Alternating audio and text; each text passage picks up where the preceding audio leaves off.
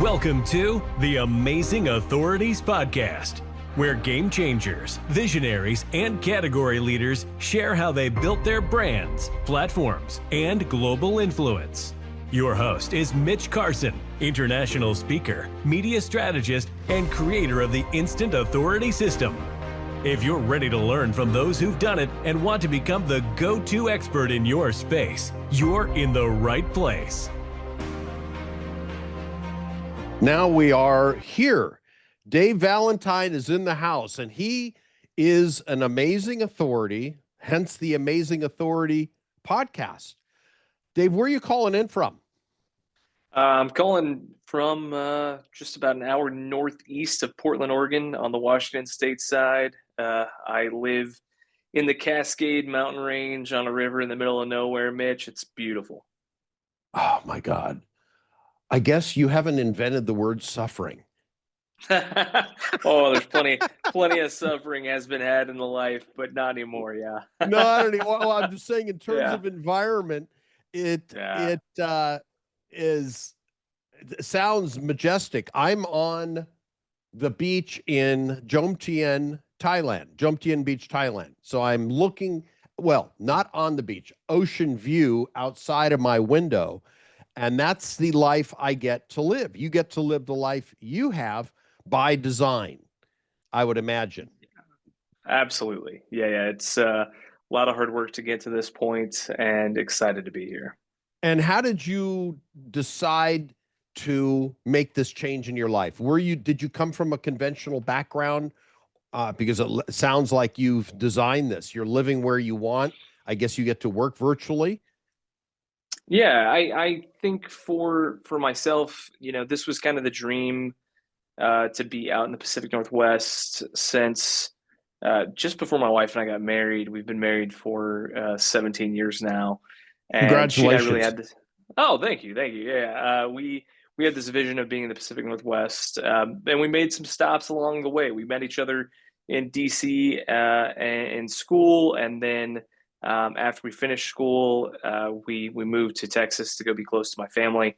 We knew we were going to have kids, and free babysitting sounded great.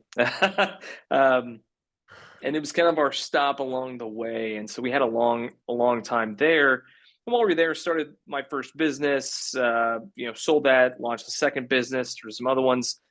And COVID kind of was the blessing for us in that we figured out, we don't need to be in the office to be doing what we're doing.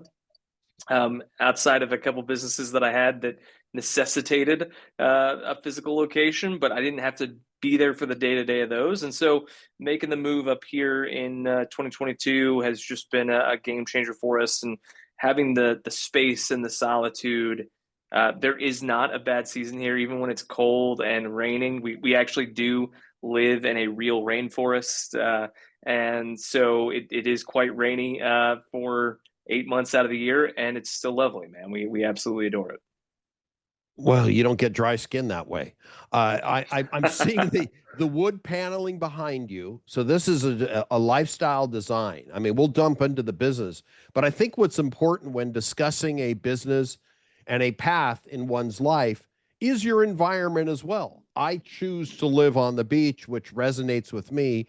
Mountain living or out in the forest, or how would you describe your environment? I see the pipe going up. Is that a heating pipe that's right behind you?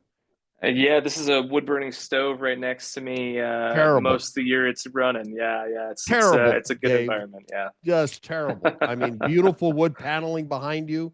That's an ideal environment. And how much land do you sit on?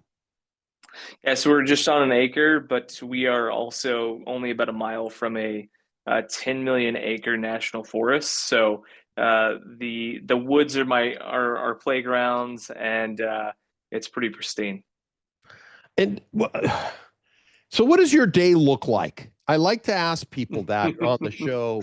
What time do you get up? Is it out of choice, or is it, okay, you got to handle clients? Yeah, so I'm the CEO of a global agency called Finch, and you can find us at finch.com. And so we have teams in Europe.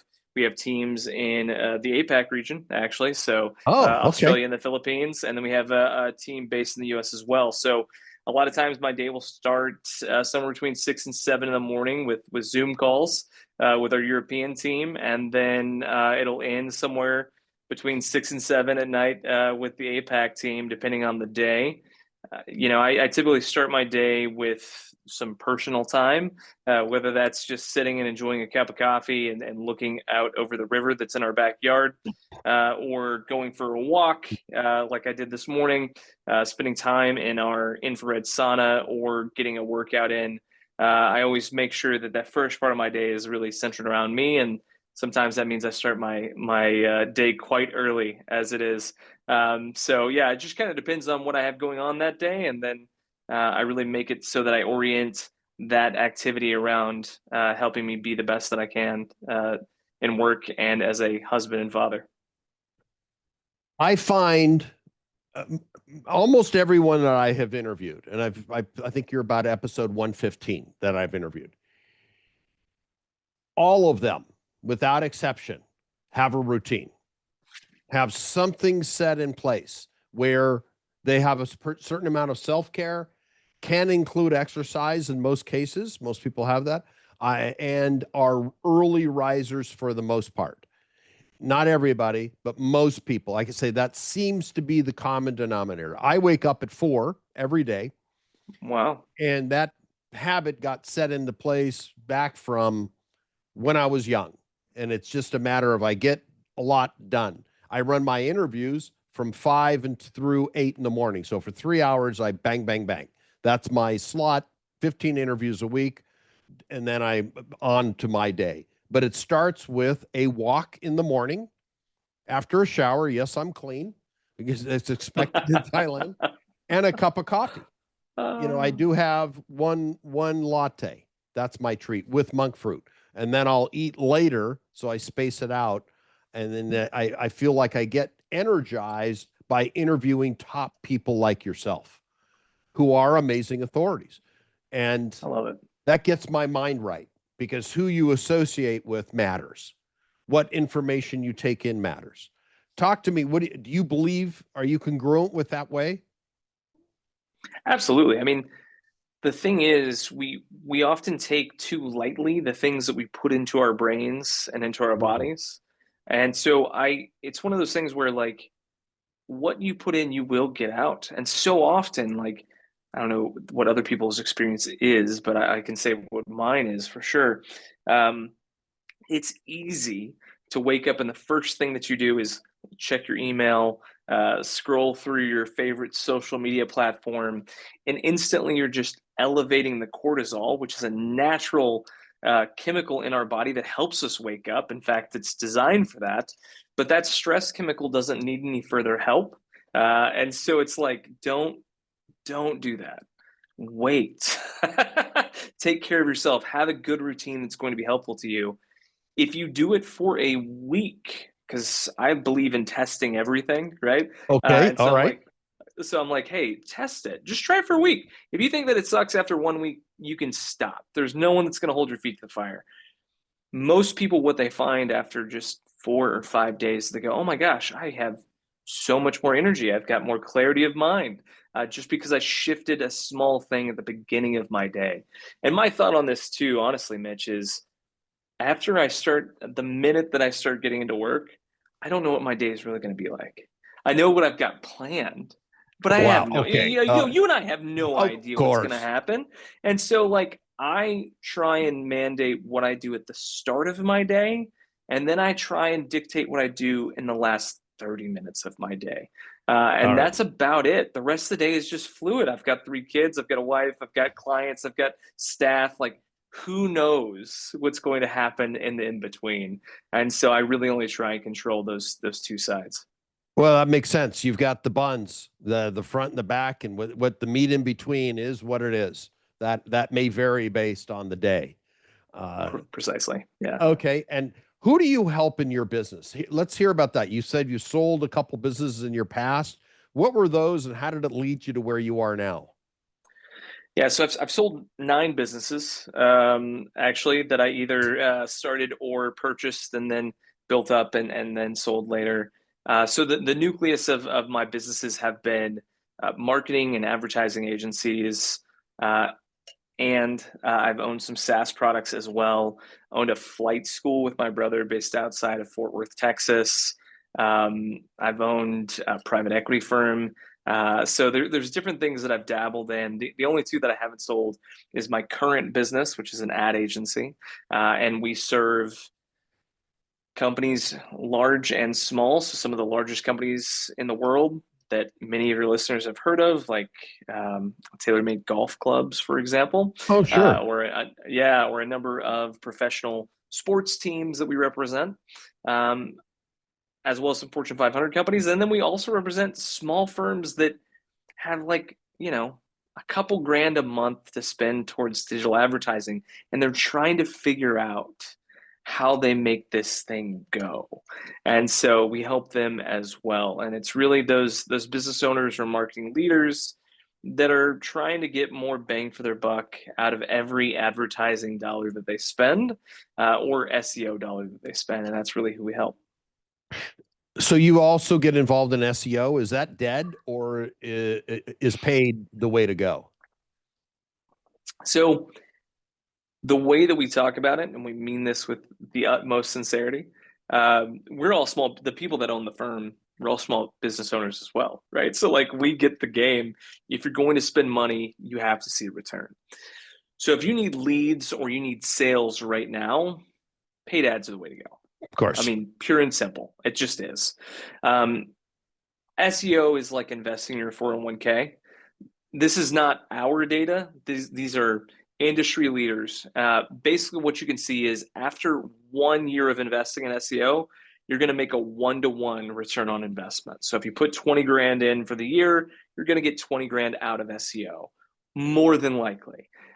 It's really in year 3 that you get a 10 or 20x return on your money from SEO work. And so you have to take a different approach to it.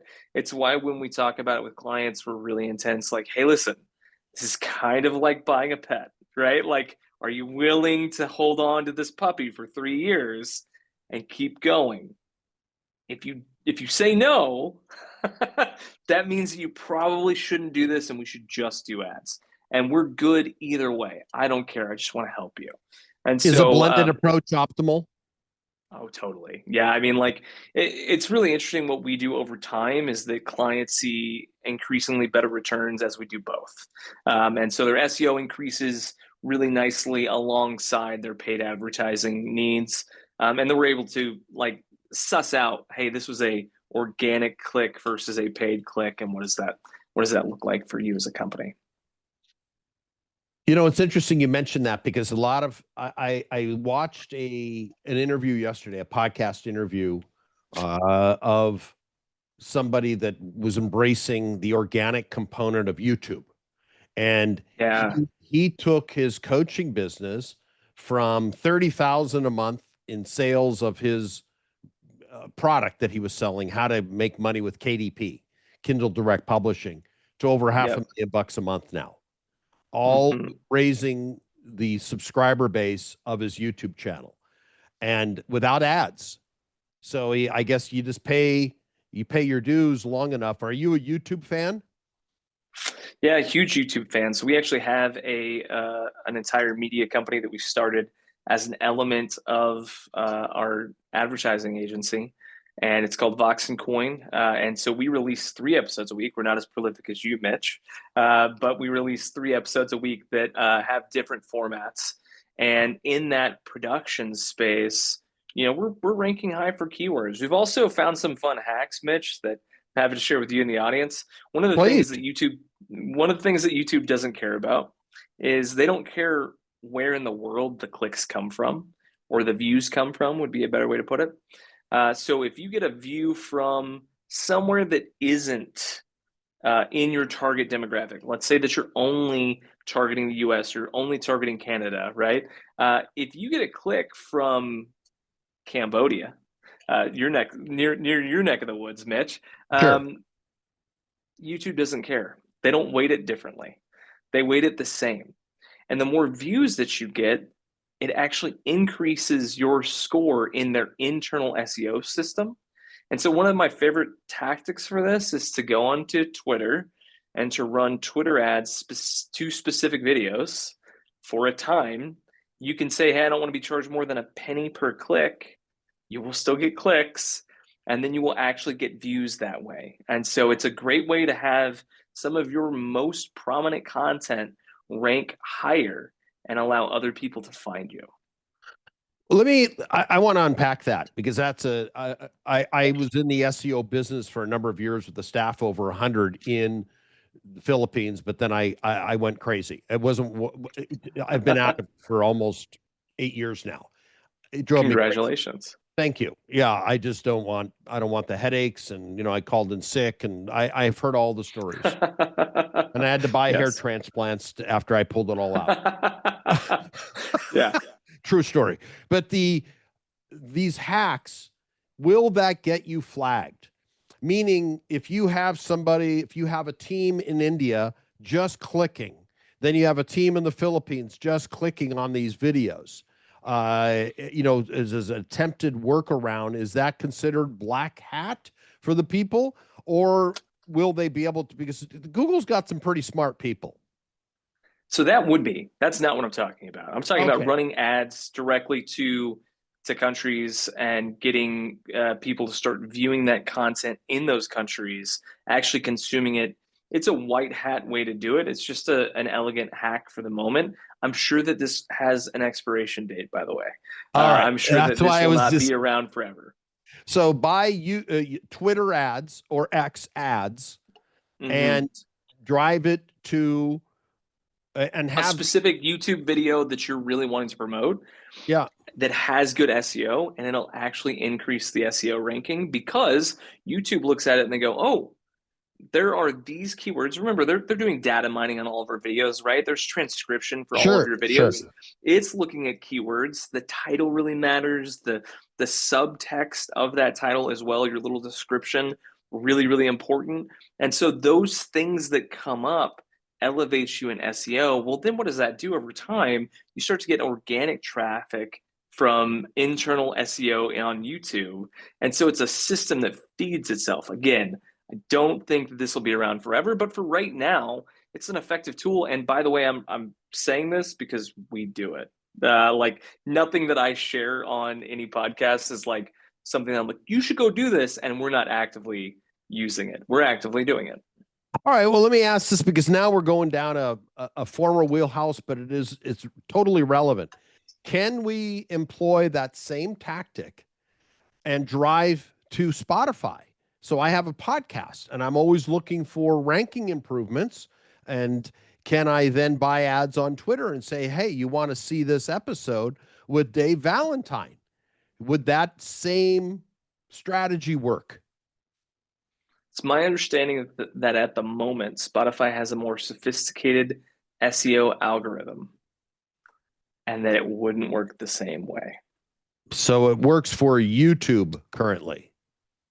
So Spotify is going to rank it based off the country that is viewing Spotify.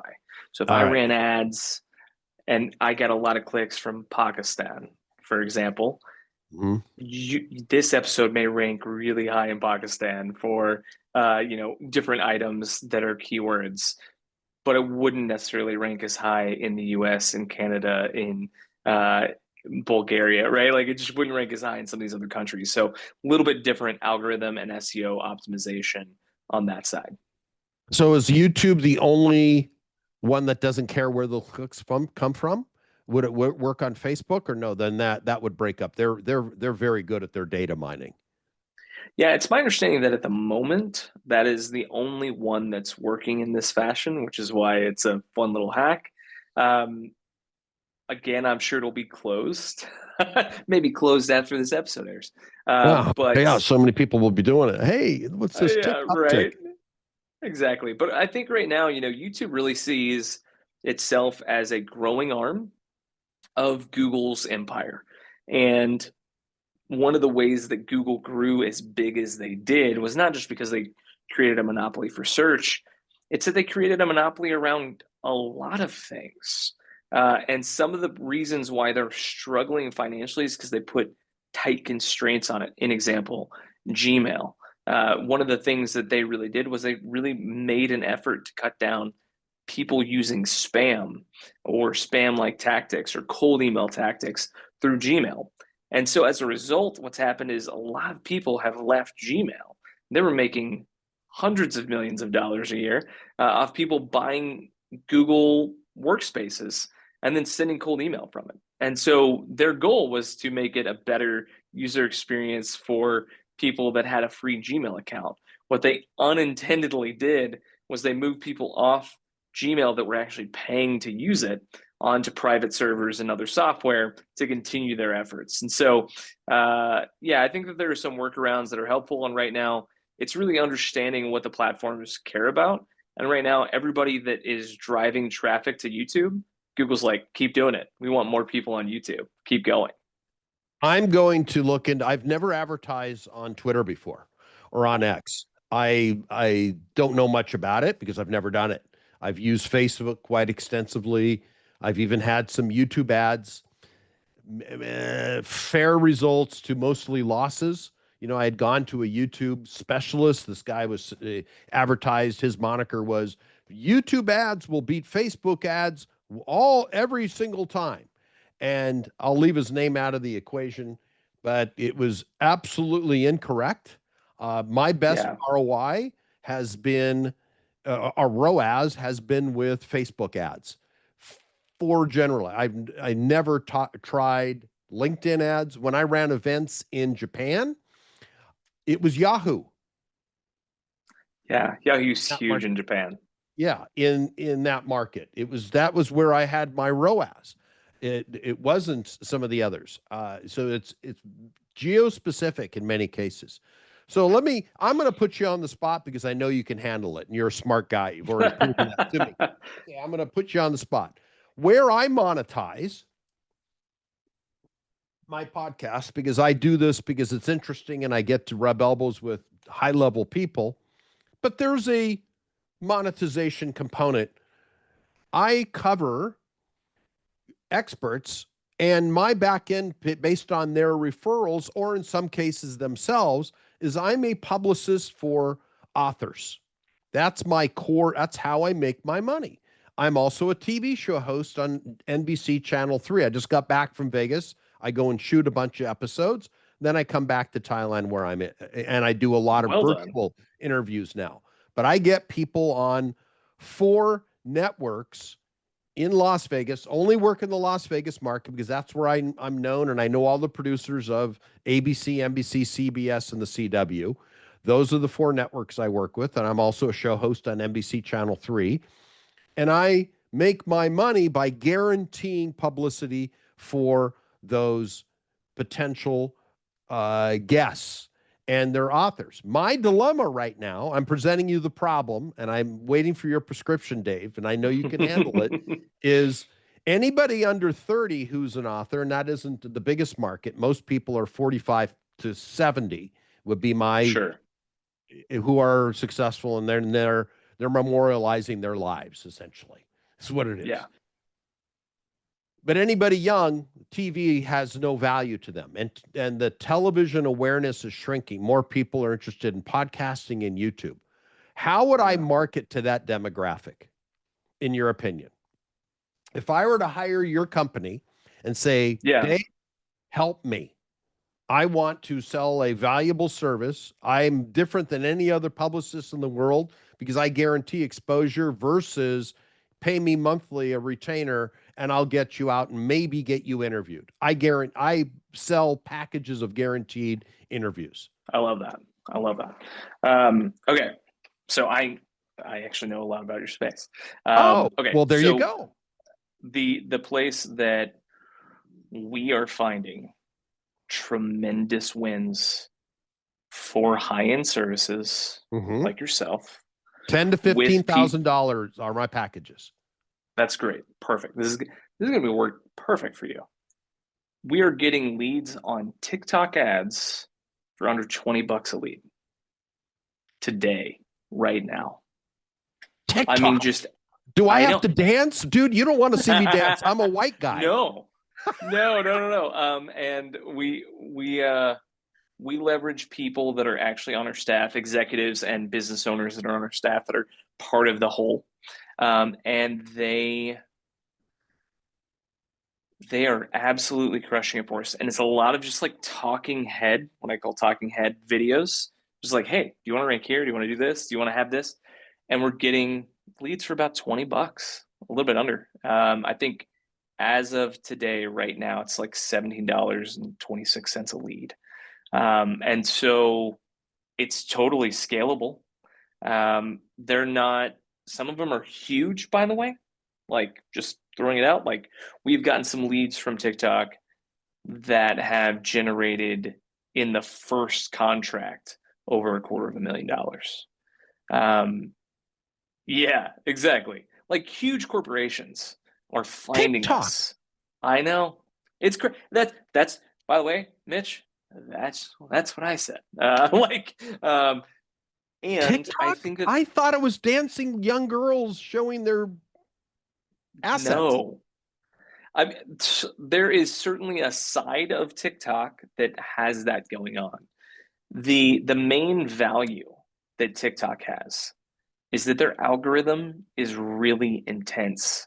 And what I mean by that is, whereas in Facebook and Instagram, as just like a juxtaposition, if I am a part of a group or I have clicked on an ad for a specific product in the past several weeks, I will get lots of ads for that product.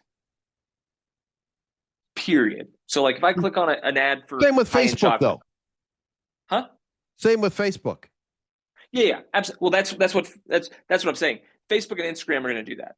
The difference with TikTok is they're gonna keep a better database about my likes and about what I'm into. So they know Really? that I'm in absolutely. Oh, And wow. it's wild. So if I engage with business or marketing content, I see a lot of that. But it also knows, for instance, that I'm a Manchester City fan. I have been for 2 decades now. And so they look at that and they show me content for Manchester City. Not all the time, but probably every 12 videos. And so there's this pretty tight loop of like, here are the things that Dave's into. And it's really eclectic, by the way. And then they show me that content. I happen to be a middle-aged white guy, so I don't get any of the dancing young girls in my TikTok feed because that doesn't interest me, right? And so it's different for different users. You can target people that are into business, and we are having massive success with it. Wow, TikTok. So I love the idea about YouTube. All right, let me take it one step further because this varies based on platform as well. I abhor having to get on one-on-one sales calls to convince people where they say, "Oh, I'll have to think about it." It drives me crazy because I've been a stage salesman selling one-to-many for years, and they either run to the back of the room or they don't. That was pre-pandemic. Sure. To buy a product or service that I was offering or training. This drives me absolutely crazy. I would like to think at my mature age, I don't have to go through that. There's so much bloody value in what I do. I want them to sign up and more apply and see if it's a privilege to get on than it is me begging for dollars, begging for their money. And most Sure. people of my age group get it and can't wait to get on television. Would you drive through TikTok? Would you drive them to a VSL? Would you drive them to a mini webinar that they have to watch before they set an appointment where the money is disclosed? Or is it because of the price point? And because I know that you understand the strategy and all this, is it a necessary step to have to get people over the line today? I think it depends. So I think one of the things I'm a firm believer in, Mitch, is lean into the things that you're really good at. Mm. And so if you're saying, I'm a stage guy, Right. I do stages, I get people to say, yeah, that's me. I want in, Mitch. Like, I hear the price point doesn't scare me at all. Let's go.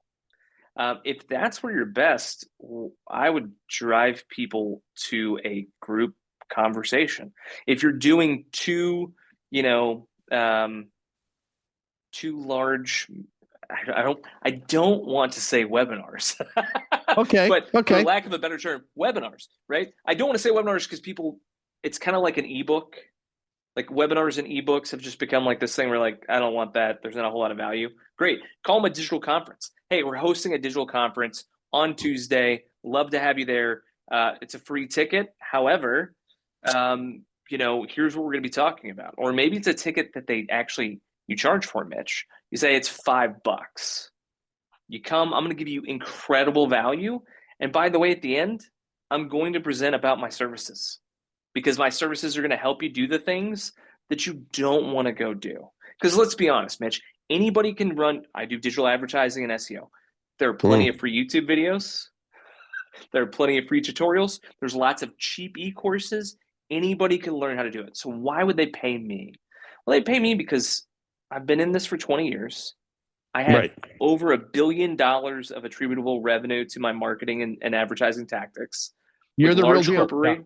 Yeah. Well, it's the same as you, Mitch. And so it's like one of those things where it goes, I would pay you because you've done this before. You're giving me a shortcut. You're helping me figure something out instead of, and this is why I think it's easy for you to sell to people that are a little bit older, is just because they go, I know what I don't know. And I don't need to go figure it out. Mitch already has it figured out. I'm happy to pay you 15 grand, Mitch. Let's go. And so I they understand the value of TV. And the prestige associated with that versus a podcast, which, hey, I'm a podcast host, but it still doesn't have the same cred unless you're Joe Rogan. Correct, right? Like, and it's one of those things where it's like, hey, I get the TV thing. I'm not 45. I understand how powerful that is. It gives you immediate credibility in a way that other channels don't. It still has a amazing cachet, and there's a felt value being in a major metro area, Vegas, and having people watch your show. They're tuning in, and it's like, man, you may get 50 to 100,000 people to know who you are, what your book is about. That's tremendous. Are you kidding me? And so I get the value immediately. And I'm surprised that more people don't. But at the same time, I think that a lot of that is just educationally based. And it's one of those things where it's like, hey, how much is a cost per click or cost per impression to get people on Facebook or Instagram to know who you are? Versus like, this is going to be what, a 3 to 7 minute interview that's going to air on linear TV. People are going to get to know you. That's tremendous. Like that's worth far more than simply, oh, I saw 3 seconds of your video and we counted that as an impression. No one cares. So it's a totally different format. Yeah. And I interview people for 28.5 minutes because I have legal bumpers in the front and the back. Good grief. The interviews that are on live television through the channels are broadcast live. Like you would see it in parking, in the waiting rooms of auto service. You see it in the casinos. You'll see it in hotel rooms. You'll see it throughout on the big screens throughout the casinos because they're broadcasting that. In the restaurants, those are about 4-minute interviews.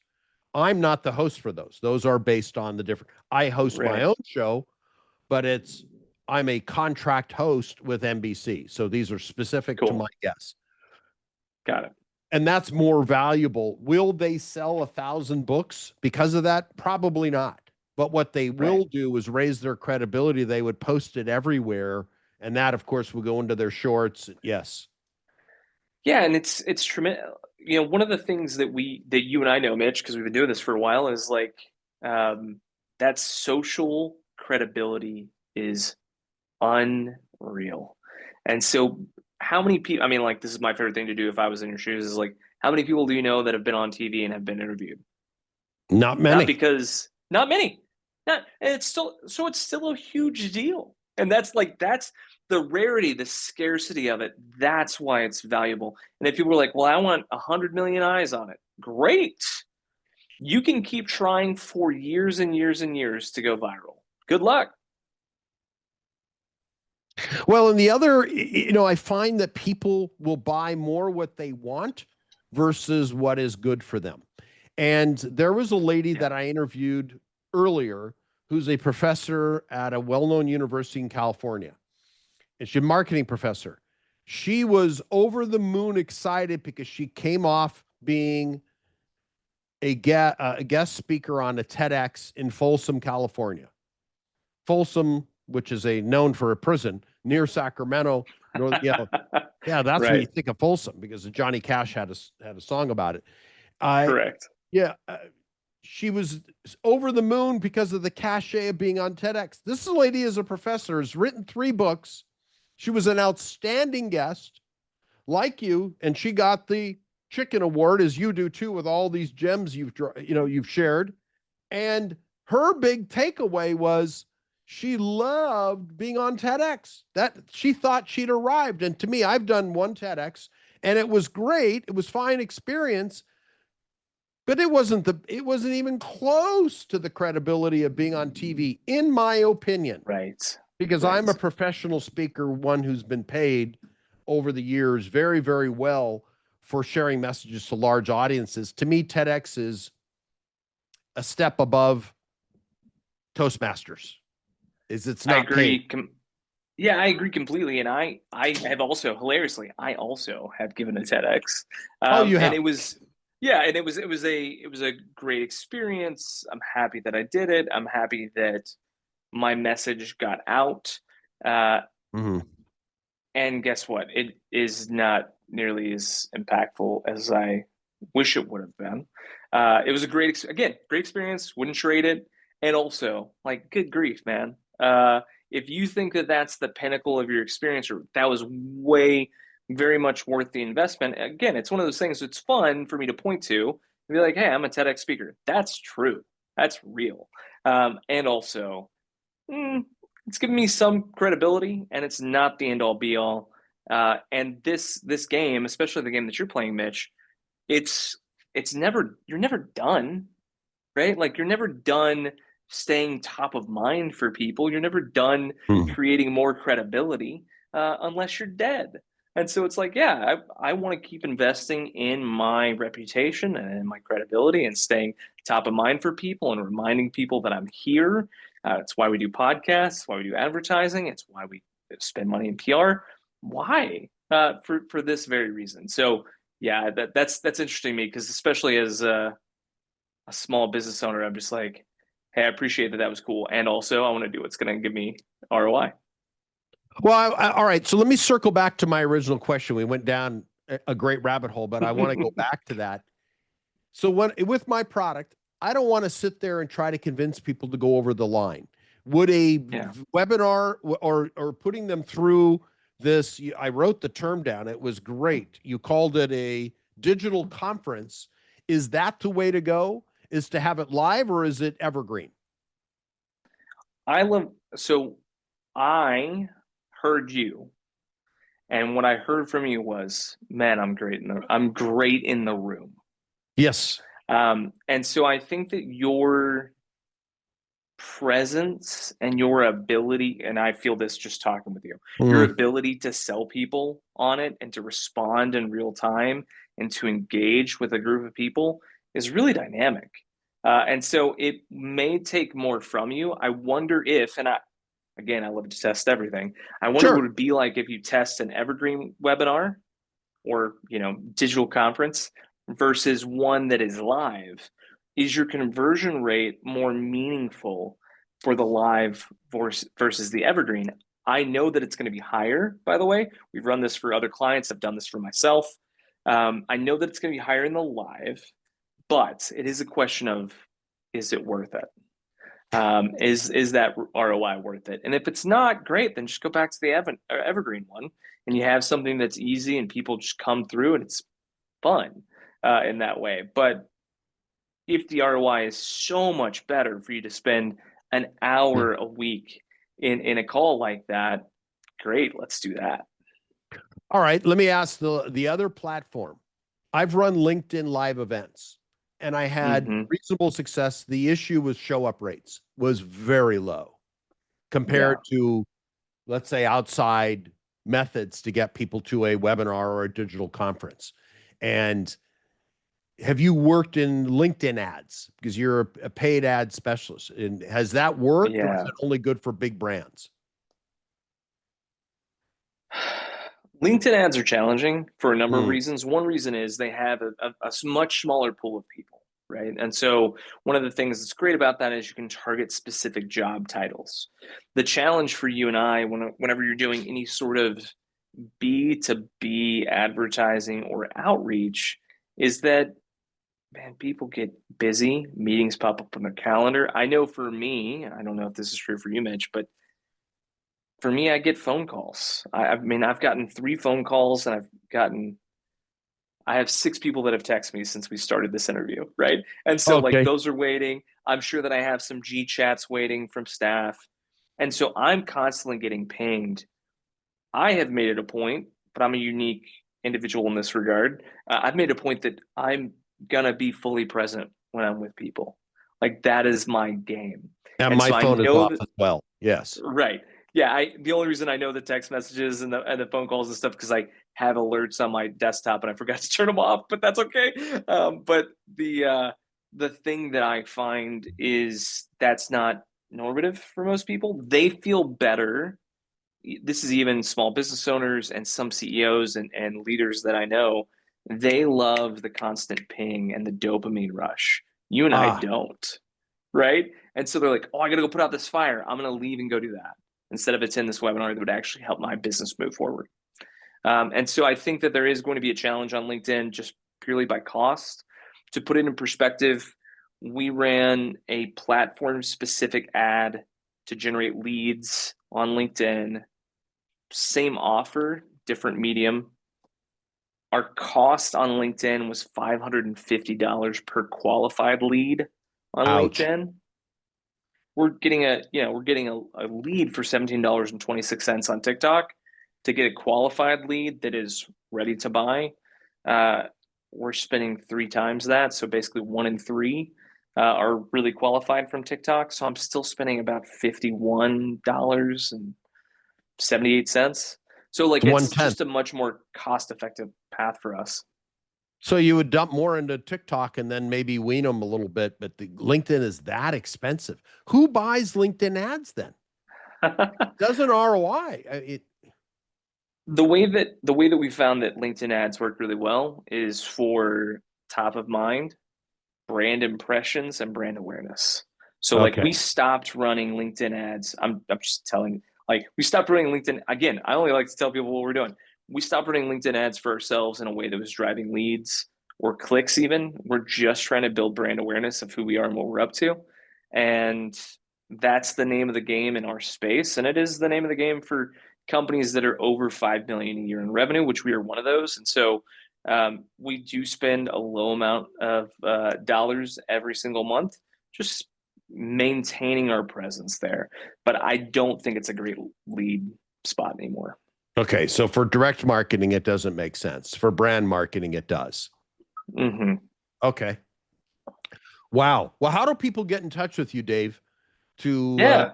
to utilize your services? Yeah, you can reach out to me directly, dave.valentine@finch.com. Valentine just spelled just like the day. And then you can also find me on LinkedIn as well. I'm pretty active there, posting a couple times a day. It's Wow. probably the best platform to find me. Yeah, so that's kind of where I like to hang and make sure that people are kind of getting the content that they're looking for. So yeah, if you want to reach out and find me, that's the best way to do it is just via email. So twice a day on LinkedIn, what are you posting? I can't let you go yet. Story. Oh, that's great. No, I'm posting stories. I'm posting case studies of clients. Like, what did we do? Right. So Okay. one of the things that I also posted near the beginning of the year is I talked about, hey, we spent on behalf of clients, we spent $36 million in 2024. Let me Uh-huh. tell you the 7 things that we learned from that. And Ah, so giving people big data, because like, especially small businesses, right? They're like, hey, I spend on the high end, they're like, maybe I'm spending 10K a month on ads, maybe I'm spending 2,000 a month, maybe I'm spending 200 a month, whatever that is, right? They're like trying to figure it out. And so what I've found is like giving those big ideas to people with lots of data is really impactful. So I'm always trying to help people. I'm not trying to sell people on LinkedIn. Even when I do sales calls, I'm like, which I don't do many anymore, but when I do those, I'm like, hey, I'm just trying to help you. And maybe the best way for me to help you is to give you to somebody else. And so that's why 55% of our sales calls, and I've trained the sales team to do the same, 55% of our sales calls, we DQ them. And then we give them free consulting. And the idea behind that, Mitch, is like, man, we just want to give helpful knowledge out into the space. And we even do a thing for the 45% that are qualified. We say, hey, listen, are you shopping around for other service providers? And they go, yeah. And so then we tell them, well, listen, here are the 2 other service providers that we'd recommend if you're not going to go with us. And so we send other competitors business because we're like, look, if you think that they have a better pitch, if you think that they have a better service, we want you to go with them. I don't want anyone to feel like they didn't get a fair shake at making a decision, because it's hard to trust somebody with your money. So Sure. yeah, I mean, that's our general approach. Wow. And then they end up coming back because you didn't ask them for the business in some cases. It's really interesting. So I've been running the same sales approach for the past 7 years. We probably lose 10 to 15% of qualified clients to other competitors in that space. What's really fun, Mitch, is that those other competitors, A, take note and they really appreciate it. And then B, we get those clients back a lot. And they'll say things like, oh, I made a mistake. I went with this other firm. It just wasn't what I expected. And I go, oh, tell me what didn't meet your expectations. And sometimes that leads to us DQing them, by the way, because they have unrealistic expectations for the outcome. And I'm just like, look, we can't hit that. If you find somebody that can, tell me who they are. I want to go buy them out. And they like laugh and they get it. And I go, yeah, no, seriously, because I don't know people that can give you a 50-to-1 return on your ad spend on a consistent basis that aren't using some hack that's going to die out in the next 60 days. But if you find them, I want to buy them. So let me know. And so they kind of get that and they laugh. They go, okay, well, what is a reasonable expectation? Oh, that's a great question, And so then we're able to have a substantive conversation at that point. But yeah, I mean, it leaves the door open. And interestingly enough, Mitch, because I took that approach with other firms, it actually allowed me to sell previous SaaS companies and previous marketing agencies that I've owned to those competitors that I used to say, hey, listen, if you're not going to go with us, go with them. And so it is a move that builds rapport. It's also a move that generates opportunities in the future. Wow. I love it. That is unique. Dave, you've been a great guest. Thank you so much for your time. Dave.valentine@finch.com. That's where they'll find, or that's your direct email, correct? That's me. Yeah, it goes directly to my desktop and my phone. And I'm going to add you on LinkedIn because I want to learn what you're sharing for 2 posts a day. That's fantastic. Thank you so much. And we'll certainly have you back as a guest once again, and have a great day. Thanks for tuning in to the Amazing Authorities Podcast. If today's episode inspired you, take a moment to subscribe, rate, and leave a review. It helps more experts like you rise to the top. For behind-the-scenes access and free resources to boost your authority, head to mitchcarson.com. Until next time, stay amazing.